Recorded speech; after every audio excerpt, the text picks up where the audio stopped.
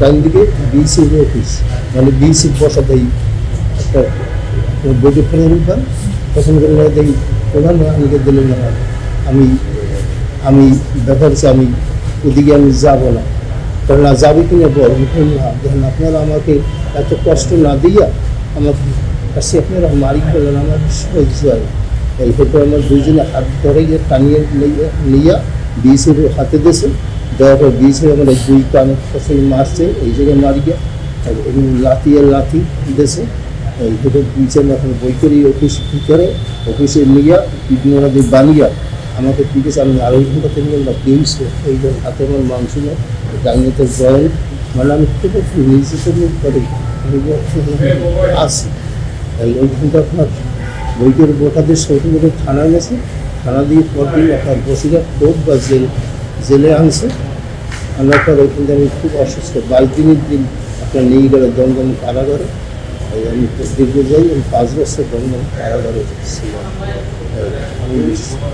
আমি অনেক মানে আমি বাড়িতে কেউ কাছে সংবাদ দিতে পারি না। আমার গুরু সম্পর্কে এক ভাগ্নে ছিল, তার কাছে আমি সংবাদ দিয়েছি। সে দেশে বলছি বলার পরে এই দেশকে বলার পরে আমার ছেলে বা আমার মেয়ে জামাই ছিল, আমার স্ত্রী, তার কাছে বলার পরে তার আর কি খাইবার পাগলের হয়ে গিয়েছে। তখন আমার ছেলে আজকে বলছে মাসির সৌদির কাছে, মাসির সৌদি বলছে যে এরকম বাবা অনেক জায়গায় জেলে আসে, আর কী কায়দায় তারে আনে, তারা যে কায়দা হোক তারা ব্যবস্থা দিয়ে করছে। ওই দেশের বিশ্বের মানবাধিকার সংস্থা, আমি বাংলাদেশে আমি আসছি। আসার পর আমি 6 মাস দীর্ঘ ছিলাম। আমার বরিশাল থেকে আমার খুলনা ডিস্ট্রিক্টে আমি দীর্ঘ 6 মাস সেইখানে ছিলাম। থাকার পরে যে সুস্থ করি এখনও আমি মানে ওই অসুস্থ অবস্থায় নিয়ে এখনও আমি আসছি, বুঝলেন, সেইখানে আমি অসুস্থ। এরপর আমি বাড়িতে আসছি। এখানে আসছি আমি সাইডের যে সত্য সাক্ষী নিয়ে আমি একবার ওই অভিযোগে মানে আমাকে বন্দি করে অবরোধ করছে, সেই সাক্ষী আমি সত্য সাক্ষী দেখে নিয়ে আসছি। আপনি কার কার বিরুদ্ধে অভিযোগ করলেন? কাকে অভিযোগ করলেন? আপনি যে অভিযোগটা জমা দিলেন সেখানে আসামি করলেন কাদের, আর কি চান আপনি? আর কি লেখা আছে, সবই কাগজের লেখা আছে, বুঝলেন। আমি যেমনি আমি স্মরণ শক্তিটা আমার এখন নাই বর্তমানে। কারোর বিরুদ্ধে অভিযোগ দিয়েছেন আপনি? হ্যাঁ, অভিযোগ করতেছে প্রশাসন, একজন মানে আরও আমার দেশীয় লোক আছে, রাজ্জাক আপনার এই জায়গায় যে আমি অভিযোগ দিয়েছি মানে তাদেরকে কেউ চিনি না। যখন আমি এই জায়গায় বন্দি হয়েছি আমি কেউ চিনি না, চক্ষু ভাঙিয়ে নিয়ে গেছে। ঘটনাটা 2012 সালের, আপনাদের নিশ্চয়ই মনে আছে। তখন এই ট্রাইব্যুনালে আল্লামা দেলোয়ার হোসেন সাঈদীর মামলা চলছিল। প্রসিকিউশন পক্ষ আজকের এই সুখরঞ্জন বালিকে তাদের সাক্ষী হিসাবে পিক করেছিল পিরোজপুর থেকে। তাকে দীর্ঘ সময় সেফ জোনে রেখে সাক্ষী দেওয়ার জন্য, আল্লামা দেলোয়ার হোসেন সাঈদীর বিরুদ্ধে সাক্ষী দেওয়ার জন্য তাকে নানানভাবে প্রেশার ক্রিয়েট করছিল, তাকে হেনস্থা করছিল, তাকে শারীরিকভাবে লাঞ্ছনা করছিল। কিন্তু কোনোভাবেই যেহেতু উনি বলেছেন, আপনারা একটা জিনিস খেয়াল করে নিশ্চয়ই শুনেছেন যে উনি বলেছে যে ওনার ভাইকে যেদিন মেরেছে উনি এবং ওনার মা প্রত্যক্ষ সাক্ষী দেখেছেন, যারা মেরেছে সেই সিচুয়েশনগুলো উনি পরিষ্কার দেখেছেন এবং সেখানে সাঈদী সাহেবের কোনো উপস্থিতি ছিল না, যার কারণে উনি আল্লামা দেলোয়ার হোসেন সাঈদীর বিরুদ্ধে সাক্ষ্য দেওয়ার জন্য প্রসিকিউশন বারবার তাকে চাপ দিচ্ছিল, কিন্তু উনি টর্চারিং করেছে। কিন্তু টর্চার করা সত্ত্বেও উনি যেহেতু রাজি হচ্ছিলেন না, সেহেতু তাকে আর সাক্ষী হিসেবে উপস্থাপন করেননি। টাকার অফার দিয়েছিল, সেটা তো উনি রাজি হন। তাকে এরপরে বিএসএফ এর কাছে হস্তান্তর করেছে। বিএসএফ জওয়ানরা তাকে 2 হাতে পিঠে, কানের নিচে পিঠে মেরেছে। মেরে তাকে ভারতীয় জওয়ানদের কাছে হস্তান্তর করে দিয়েছে। উনি বলেছেন যে এরপরে তিনি যে জায়গাটা আবিষ্কার করলেন যেখানে তাকে গ্রেপ্তার করে রেখেছে, সেটা হচ্ছে বসিরহাট এলাকা, কলকাতার। ওখানে তাকে রেখেছে। দীর্ঘ 5 মাস তিনি জেলে ছিলেন।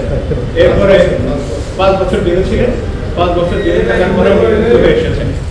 আজকে এই পরিবর্তিত পরিস্থিতিতে উনি এই প্রিমিসিসের সাথে, এই ট্রাইব্যুনালের সাথে এবং রাষ্ট্রযন্ত্রে যারা দায়িত্বে ছিলেন তাদের সকলকে আসামি করে উনি একটি এফআইআর লঞ্চ করেছেন। আমরা আশা করছি এই এফআইআর সঠিকভাবে প্রপারলি তদন্ত হবে এবং এই তদন্তের মাধ্যমে উনি সত্য বিচারের প্রার্থনা করেছেন।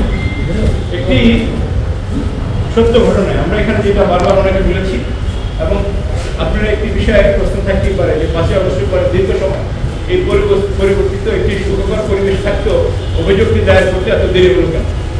এখানে আমরা সেই জন্য একটি কারণ উল্লেখ করেছি যে আসলে সবকিছু মিলে এই ঘটনার সাথে যারা জড়িত ছিল তৎকালীন সময় যারা এই ঘটনা, বিশেষ করে পিরোজপুরের যে প্রসিকিউশন টিম, পিরোজপুরের যে তদন্ত সংস্থা, পিরোজপুরের যে প্রশাসন, অ্যাজ ওয়েল অ্যাজ এই ট্রাইব্যুনালের সাথে যারা সংশ্লিষ্ট ছিলেন, দায়িত্বে ছিলেন এবং যেখান থেকে এই অর্ডারটি এসেছিল, যে এই রহিটি যেখান থেকে নাজিল হয়েছিল, এর সাথে রাষ্ট্রের সর্বোচ্চ পর্যায়ে যারা জড়িত ছিলেন সকলকে আইডেন্টিফাই করতেই আমাদের এই সমিতি নিয়ে গেছে এবং এই সব কিছু মিলে এই সত্য ঘটনা ইনকোয়ারির মাধ্যমে আমরা সব কিছু জেনে এরপরে এসে আজকে আপনার ট্রাইব্যুনালে আমরা এই মামলাটি দায়ের করলাম। আমরা আশা করছি আমরা এখানে 1 নম্বর আসামি করেছি শেখ হাসিনাকে, যিনি এই রাষ্ট্রযন্ত্রের প্রধান ছিলেন। আমরা সুরেন্দ্র কুমার সিনহা, আপনারা নিশ্চয়ই জানেন, একটি কথা মনে আছে যে এসকেপি কেলেঙ্কারির সময় যে বিষয়টি ছিল যে কোনো একজন বিচারপতিকে, এই ট্রাইব্যুনালের চেয়ারম্যানকে, তাকে আমরা 3 নম্বর আসামি করেছি, যাকে উনি নির্দেশনা দিয়েছিলেন এই ঘটনার সাথে। আমরা যেটুকু তথ্যপত্র পেয়েছি, উনি যেহেতু সরাসরি জড়িত ছিলেন, সুরেন্দ্র কুমার সিনহা সাবেক প্রধান বিচারপতি, তাকে আমরা 2 নম্বর আসামি করেছি। নিজামুল হক নাসিম, যিনি চেয়ারম্যান ছিলেন, তাকে আমরা 3 নম্বর আসামি করেছি। 4 নম্বর আসামি করেছি শফিক আহমেদ সাহেবকে, যিনি এই টোটাল এই মিথ্যা সাক্ষ্য এবং মিথ্যা মামলার মাস্টার মাইন্ড ছিলেন, তাকে করেছি। আমরা কামরুল ইসলাম সাহেবকে করেছি, যিনি ওই সময় আইন প্রতিমন্ত্রী ছিলেন। বিচারপতি ATM ফজলে কবির সাহেবকে আমরা আসামি করেছি। আমরা হিলালুদ্দিন সাহেবকে আসামি করেছি, যিনি এই ঘটনার অন্যতম দোষী। আমরা ATM মোবাইল সাহেব সহ সৈয়দ হায়দার আলী, যারা রানাদাস গুপ্ত, সৈয়দ সানাউল্লাহ, যারা এখানে প্রসিকিউটর ছিলেন, যারা এই বিষয়টিকে আমরা এখানে মোট 32 জনকে আমরা স্পেসিফিক নাম উল্লেখ করেছি। এছাড়াও আসামি যারা আছেন তদন্তের নিশ্চয়ই তাদের নাম বের হয়ে আছে।